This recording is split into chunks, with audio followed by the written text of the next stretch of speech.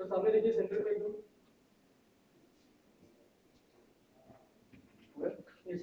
आप ले लो मुझे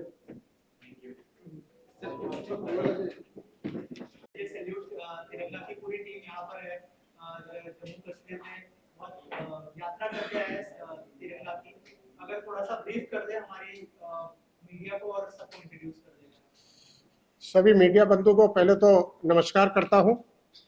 आज के महाराष्ट्र प्रदेश मुंबई में हो रहे इस प्रेस कॉन्फ्रेंस में सभी मीडिया बंधु जो यहाँ उपस्थित हुए, हमारे साथ प्रदेश के यशस्वी अध्यक्ष महाराष्ट्र प्रदेश सैल्यूट तिरंगा के श्री रवि चिकारा जी हम लोगों के साथ में हैं, जिन्होंने हाल में ही अभी कार्यक्रम तिरंगा यात्रा का राष्ट्रीय संयोजक की भूमिका में चल रहे हैं।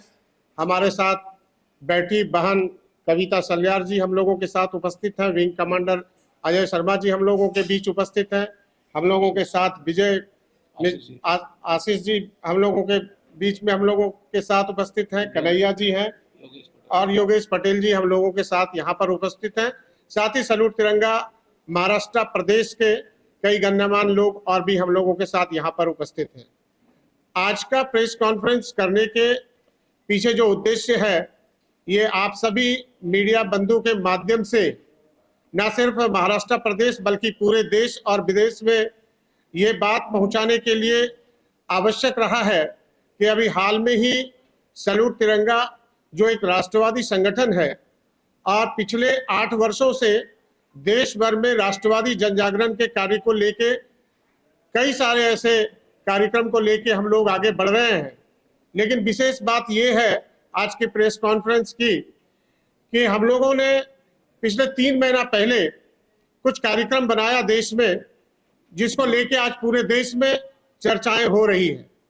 कार्यक्रम का नाम था तिरंगा यात्रा और तिरंगा यात्रा के लिए हम लोगों ने महाराष्ट्र प्रदेश अध्यक्ष श्री रवि चिकारा जी को तिरंगा यात्रा पूरे भारत का राष्ट्रीय संयोजक बनाया। और बहुत ही खुशी की बात है, गर्व की बात है कि हम लोगों ने जब तिरंगा यात्रा का शुभारंभ करने के लिए सोचा तो पहला प्रेस कॉन्फ्रेंस हम लोगों ने श्रीनगर में 17 जुलाई 2024 को श्रीनगर में डल लेक के पास में ही हम लोगों ने प्रेस कॉन्फ्रेंस किया। और उस प्रेस कॉन्फ्रेंस के माध्यम से हम लोगों ने न केवल जम्मू कश्मीर के आवाम को बल्कि पूरे देश के लोगों को ये बताया कि पिछले वर्ष की भांति इस साल भी हम लोग तिरंगा यात्रा जम्मू कश्मीर से ही प्रारंभ करेंगे और 1 अगस्त से लेकर 15 अगस्त तक पूरे भारत में हम लोग हर घर तिरंगा के तर्ज पे कई तरह के यात्रा को लेके आगे बढ़ेंगे, जिसमें हम लोगों ने तिरंगा यात्रा में पदयात्रा को भी किया। डल लेक पे शिकारा बोट के भी यात्रा निकाले गए, कई जगह पर साइकिल यात्रा भी निकाले गए। देश के अनेकों कोने कोने में जिले जिले में जाकर हम लोगों ने तिरंगा यात्रा निकाला। लेकिन आपको बताते हुए मीडिया के माध्यम से जो खबर जाएगी दुनिया को, ये जानना जरूरी है कि हम लोगों ने श्रीनगर में जब यात्रा निकाला 1 अगस्त को, तो पूरे देश आश्चर्यचकित होकर देख रहे थे कि उन सब स्थानों पर यात्रा निकाला गया जहां आज तक यात्रा कभी भी तिरंगा यात्रा निकाला नहीं गया था। आपने नाम सुना होगा सिराज उल उलमन, ये एक मदरसा है वहां पे, जहां पर आजादी के बाद कई बार प्रयास किया गया कि उनके स्कूल कॉलेजेस मदरसा में तिरंगा यात्रा निकाला जाए, लेकिन उन लोगों ने कभी भी तिरंगा को हाथ में नहीं उठाया, अपने कंधे पे नहीं उठाया। लेकिन धन्यवाद करता हूं मैं पूरे टीम को जो इस कार्यक्रम में रवि चिकारा जी के साथ वहां पर मौजूद थे। हमारे साथ अभी रवि चिकारा जी बताएंगे कि टीम में कौन कौन लोग वहां पर अगुवाई किए। मैं और सच्चिदानंद जी इनके साथ वहां संजय सराफ जी के साथ, नवीन जी और विकास जी के साथ प्रेस कॉन्फ्रेंस किया था और उसमें हम लोगों ने खुलेआम इस बात को रखा था कि हम जम्मू कश्मीर के युवाओं को साथ लेके आएंगे, हम वहां के महिलाओं को लेके आएंगे, आम आवाम को लेके आएंगे और हम लोग एक संदेश देना चाहते हैं कि हम जम्मू कश्मीर से कन्याकुमारी तक, अटक से कटक तक, बंगाल से आसाम तक पूरे भारत को एक सूत्र में बांधना चाहते हैं, जिसमें कोई जाति नहीं है, कोई धर्म नहीं है, कोई समुदाय नहीं है, सिर्फ एक धर्म है, वो धर्म है तिरंगे का। एक बात है भारत माता की जयकारा का। और जब इन्होंने अपने नेतृत्व में वहां पर यात्रा निकाली तो वहां के युवाओं में, वहां के महिलाओं में, वहां के आम आवाम में एक अद्भुत दृश्य देखने लायक था। सभी के हाथ में तिरंगा झंडा और एक ही बात वो कर रहे थे, भारत माता की जय, भारत माता की जय, हम एक हैं, हम एक हैं, हिंदू मुस्लिम सिख ईसाई आपस में है भाई भाई। ये पहली बार आजादी के बाद कई सारे मदरसा के अंदर, कई सारे स्कूल्स के अंदर, कई सारे कॉलेज के अंदर सामाजिक संगठन के लोग बढ़ चढ़कर हिस्सा लिए। ये एक बहुत ही ऐतिहासिक कार्यक्रम वहां देखने के लिए मिला, जिसकी जानकारी अभी हमारे राष्ट्रीय संयोजक आपको देंगे। इसके साथ साथ हम लोग अभी, चूंकि कई सारे ऐसे राष्ट्रवादी कार्यक्रम करते हैं, आप सभी के माध्यम से मैं देश को यह भी बताना चाहता हूं, सैल्यूट तिरंगा का मतलब है जन जागरण, राष्ट्रीय जन जागरण। हम राष्ट्रवादी जन जागरण के काम करते हैं, हम लोगों को जगाने के काम करते हैं। जो हालात अभी आपने देखा बांग्लादेश में, जो हालात आप कुछ समय पहले देखे पाकिस्तान में, उसके कुछ समय पहले आपने अफगानिस्तान में देखा, थोड़े साल पहले आपने श्रीलंका में देखा होगा कि कैसे लोग जो है सो सरकार से विक्षिप्त होकर या वहां की आंतरिक स्थिति के कारण पार्लियामेंट के अंदर घुस जाते हैं, प्रधानमंत्री के घर के अंदर घुस जाते हैं, राष्ट्रपति को रातों रात प्रधानमंत्री को अपने देश से भागना पड़ता है। हमें उन सब तमाम चीजों को लेके सैल्यूट तिरंगा आज 750 जिले में 2800 राज्यों में राष्ट्रवाद जन जागरण का कार्य कर रही है। हम जगाने का काम कर रहे हैं, भारत की अस्मिता को याद रखने की बात कर रहे हैं, हम अपने संस्कृति और संस्कार को कैसे लेके आगे बढ़े इसकी बात कर रहे हैं। हम जन जन में, हम अपने जो नई पीढ़ी है, जो नए बच्चे आ रहे हैं, उनके बीच हम अपनी बात रखने की कोशिश कर रहे हैं कि वो हमारे स्वतंत्रता, वो अपने स्वतंत्रता सेनानी को, वो अपने शहीदों को याद करे और जो कुर्बानी दी गई है, जो भारत माता के लिए जो लोगों ने अपनी किसी ने अपने भाई को खोया, किसी ने अपने बेटे को खोया, किसी ने अपने चाचा को खोया, तो उनकी जो ये कुर्बानी है वो भारत माता के लिए है, भारत देश के लिए है। भारत को जो विश्व गुरु बनाने का जो सपना देख रहे हैं हमारे राजनेता, हमारे जो राजनीतिक पार्टियां हैं, उसको सफल करने के लिए आम जनता की भूमिका क्या होनी चाहिए, इन तमाम बातों को लेके हम कई कार्यक्रम लेके आते हैं। सैल्यूट तिरंगा एक शाम शहीदों के नाम कार्यक्रम के माध्यम से लोगों को जगा रही है, तिरंगा यात्रा करके लोगों को जगा रही है। हम कई सारे ऐसे मेडिकल कैंप्स कर रहे हैं, हम पर्यावरण के ऊपर काम कर रहे हैं, हम सम्मान समारोह करते हैं, जैसे अटल तिरंगा सम्मान, अटल जी के याद में इस साल भी उनकी 100वीं जयंती है। हम देश के गण्यमान्य लोगों को बुलाते हैं और एक मंच के माध्यम से उनको सम्मानित करने का काम करते हैं। पूरा जो आप देख रहे हैं, ये जो परिदृश्य है, उसके पीछे एक ही लक्ष्य है, ये लक्ष्य है कि भारत को विश्व गुरु बनाना, भारत को सशक्त करना, भारत के वैभव को बढ़ाना, भारत की अस्मिता को लेके आगे चलना, एक सशक्त भारत, एक श्रेष्ठ भारत और दुनिया में भारत के नाम को आगे ले आने के लिए सैल्यूट तिरंगा सभी को एक साथ लेके चल रही है। यही सैल्यूट तिरंगा का उद्देश्य है।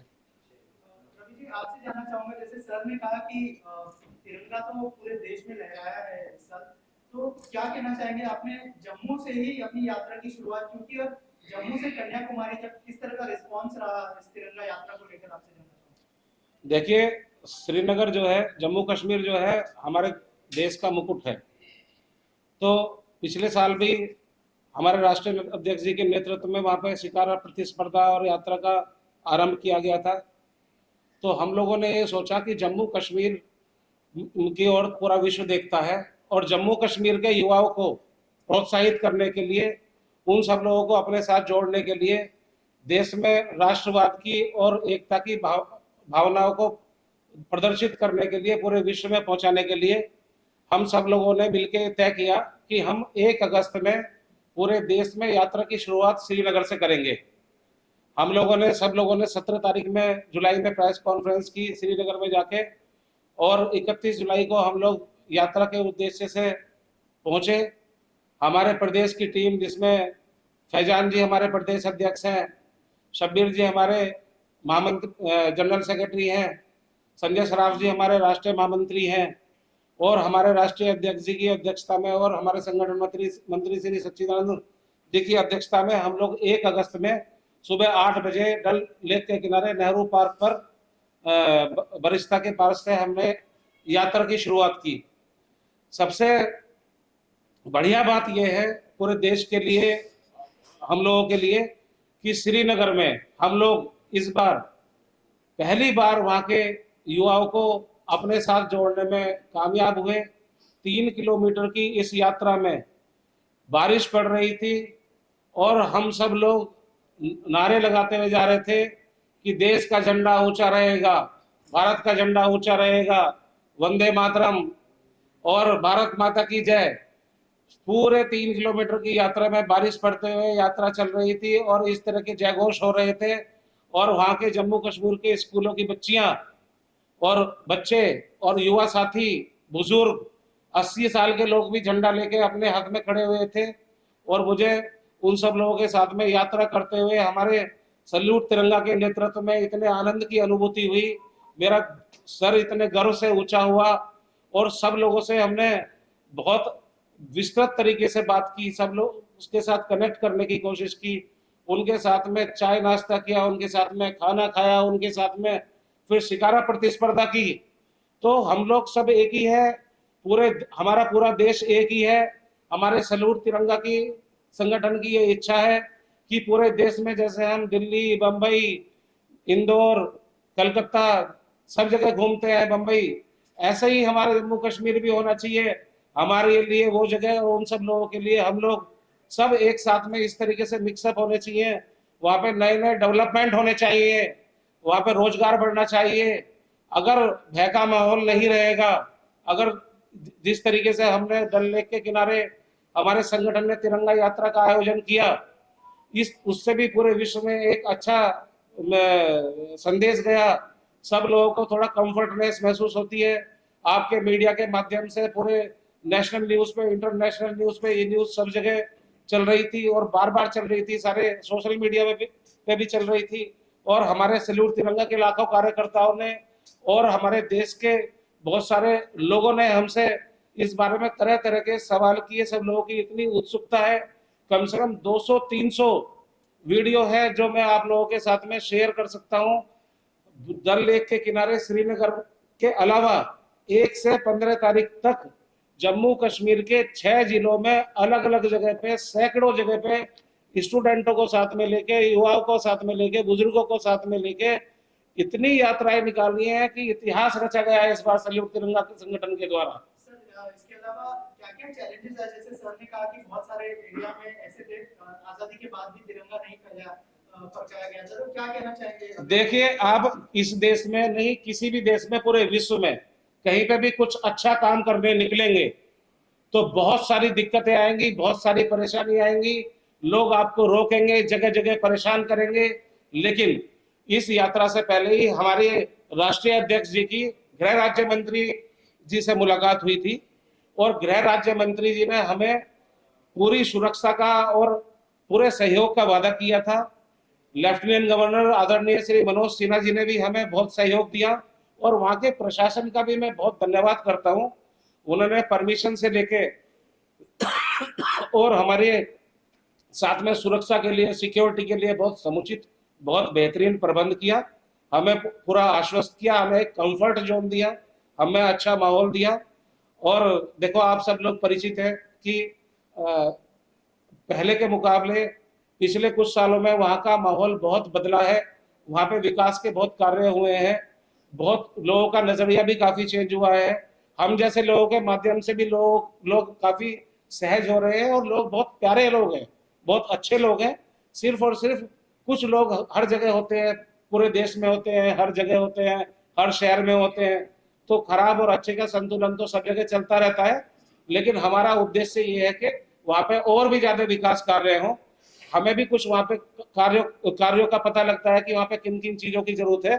हम अपने राष्ट्रीय अध्यक्ष जी के माध्यम से सरकार से भी कुछ योजनाएं वहाँ पे मोबिलाइज, और वैसे तो सरकार वहाँ पे अपने हिसाब से बहुत अच्छे अच्छे काम कर रही है, लेकिन हम भी जितना हमसे हो पाएगा मैसेज दे पाएंगे सरकार को। और जो वहाँ पे कुछ अच्छे कार्य कराने की जरूरत है, कुछ विकास कार्य कराने की जरूरत है वहाँ के रोजगार के लिए, वहाँ के युवाओं के लिए, वो हम अपने स्तर पर संगठन के माध्यम से 100% करेंगे और करते रहेंगे। सर, इसके अलावा तिरंगा तो जगह पे फहराया गया है इस बार, लेकिन जो बंगाल में शर्मनाक चीज हुई रेप को लेकर, उसके बारे में क्या राय है? पहले मैं 1 मिनट के लिए यही बात कंप्लीट कर लेता हूँ। 1 तारीख के बाद में 1 से 15 अगस्त सल्यूट तिरंगा ने श्रीनगर और जम्मू कश्मीर के अलग अलग जिलों में, सोफिया जैसी जगह में भी, सब जगह पे बहुत बड़ी बड़ी यात्राएं की, बहुत कार्य किए। इसके साथ साथ 28 के 28 प्रदेशों में, यूनियन टेरिटरीज में सैल्यूट तिरंगा संगठन के प्रदेश अध्यक्षों ने और लाखों कार्यकर्ताओं ने ऐतिहासिक रैलियां निकाली हैं, ऐतिहासिक तिरंगा यात्राएं निकाली हैं पूरे देश में। और पूरे देश में युवाओं में और सब महिलाओं में, बच्चियों में, बुजुर्गों में एक अच्छा संदेश गया है जो सैल्यूट तिरंगा का उद्देश्य है। हमारे देश को आजाद हुए 77 वर्ष हो गए हैं। 77 वर्ष बहुत बड़ा समय होता है। हम अपनी आजादी जो एंजॉय कर रहे हैं, हमारा जो यूथ है उसको पता चलना चाहिए कि इसको सस्टेन करने के लिए क्या करना चाहिए। हमें राष्ट्रवाद की भावना हमें कूट कूट के भरी हुई होनी चाहिए। तो इस विषय के लिए सैल्यूट तिरंगा हमेशा कार्य करता रहेगा। अब मैं आपके दूसरे क्वेश्चन का जवाब देता हूं। पिछले 5-6 सालों में बंगाल में अनेकों घटनाएं ऐसी हुई हैं जिसने लोकतंत्र पे क्वेश्चन मार्क लगाया है। किसी सरकार के होते हुए, किसी एक्टिव सरकार के होते हुए किसी भी हिंसक भीड़ का कहीं पे चढ़ जाना, कहीं पे हमला कर देना, लॉ एंड ऑर्डर को डिस्टर्ब करना, यह अच्छी बात नहीं है। ये जो अस्पताल की घटना हुई है, एक परिवार की बच्ची जॉब करने के लिए हॉस्पिटल में आती है, रात में ड्यूटी करती है, उसके घर वाले सुबह उसका इंतजार कर रहे हैं और सुबह 5:45 पर उसकी अर्धनग्न अवस्था में लाश मिलती है। ये हमारे पूरे देश के लिए बहुत शर्म की बात है। मैं इसके लिए बंगाल सरकार की कड़ी निंदा करता हूं और पिछले 5 सालों में जितनी घटनाएं हुई हैं, हमारे आदरणीय जस्टिस चंद्रचूड़ सिंह जी ने भी इसका बहुत कड़ा संज्ञान लिया है कल कोर्ट में। और मैं तो अपनी तरफ से ये बोलता हूं कि सरकार को वहां पे राष्ट्रपति शासन लगाने की संस्तुति करनी चाहिए। लगातार घटनाएं पे घटनाएं होती जा रही हैं, ऐसी घटनाओं को कोई भी आदमी बर्दाश्त नहीं करेगा। बस मेरे इस बारे में यही बोलना है। सर, आपसे जानना चाहूंगा मैं कि सैल्यूट तिरंगा की शुरुआत कैसे हुई उसके बारे में बताइए।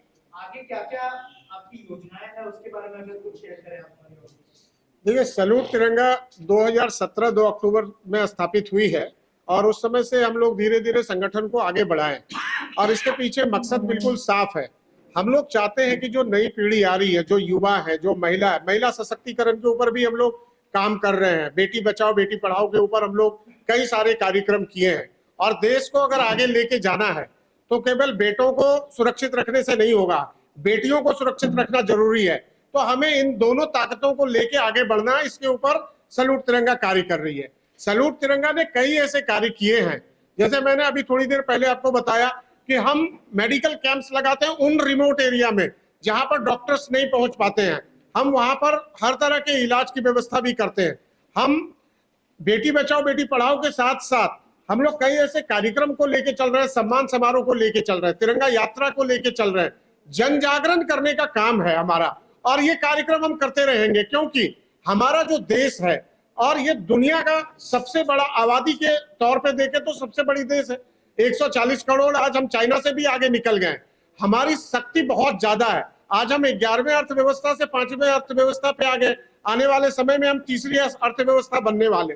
तो अगर हम सभी मिलकर एक एनर्जी के साथ, सरकार के भरोसे काम छोड़ने से तो होना नहीं है, हमें अपनी नैतिक जिम्मेवारी उठानी है।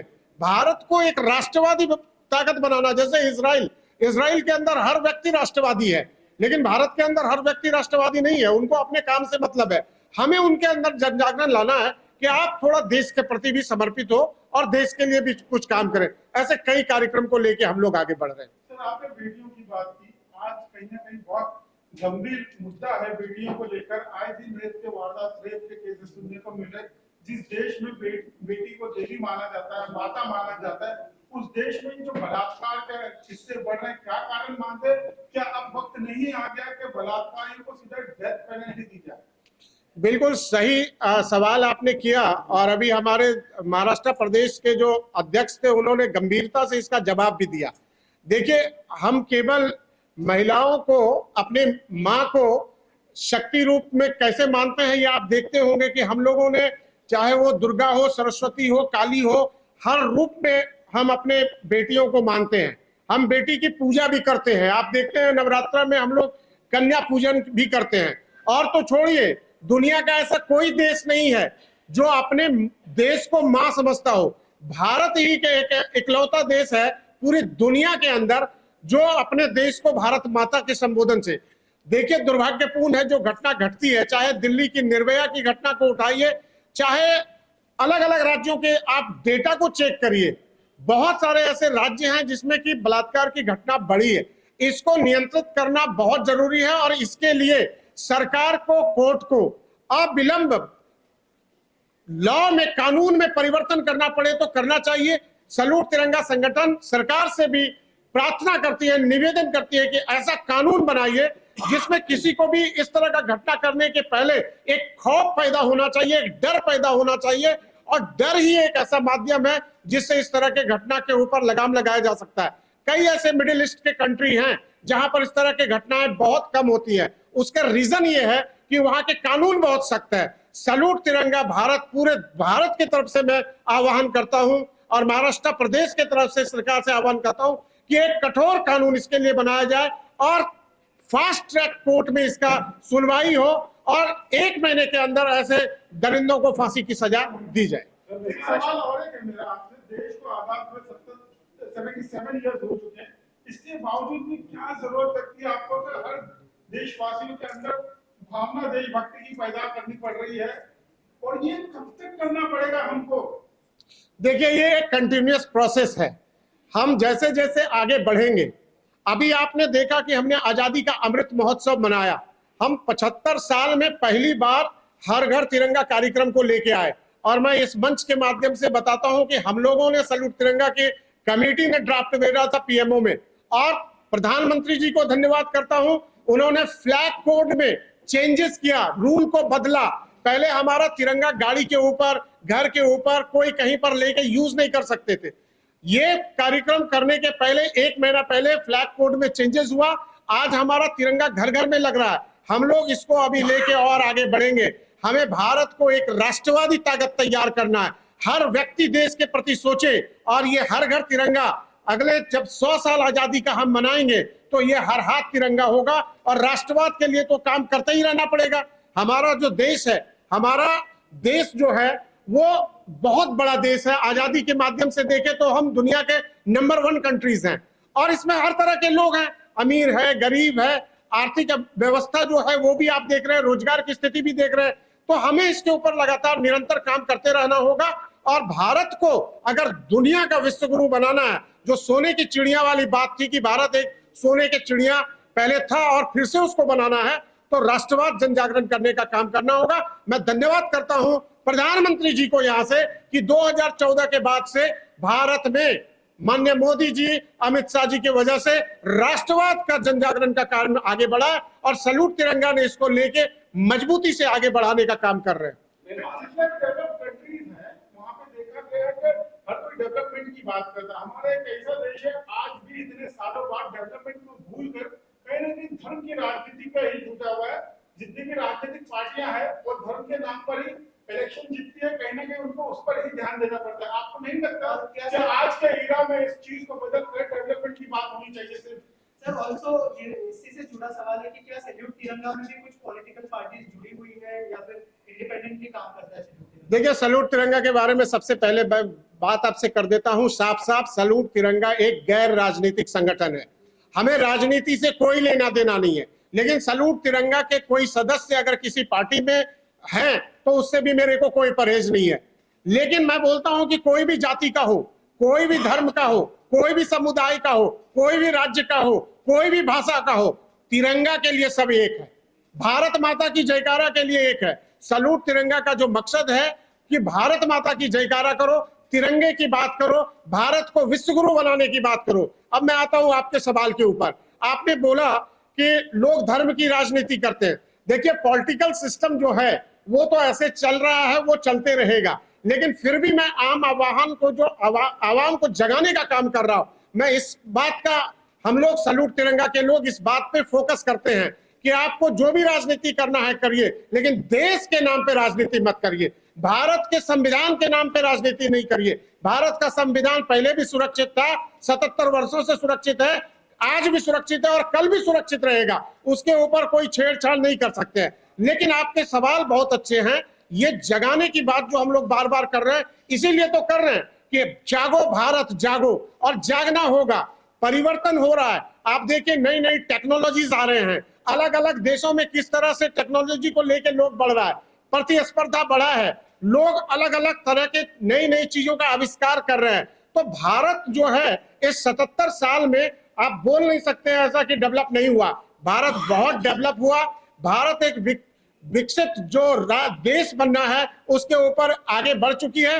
प्रधानमंत्री जी का जो सपना है कि 2047 में भारत विकसित होगा, मैं इस आशा और विश्वास से आपको यकीन दिलाना चाहता हूं, भरोसा दिलाना चाहता हूं कि जिस तरह से भारतीयों में आज उत्साह आया है, जिस तरह से रोजगार, सेल्फ रोजगार की ओर आगे बढ़े, हमारे नवयुवक के अंदर जितने टैलेंट है, लड़कियां जितना बढ़ चढ़ कर काम कर रही है, हम निश्चित रूप से एक डेवलप्ड कंट्री की ओर बढ़ रहे हैं और 2047 के पहले ही भारत एक विकसित देश बनकर तैयार हो जाएगा।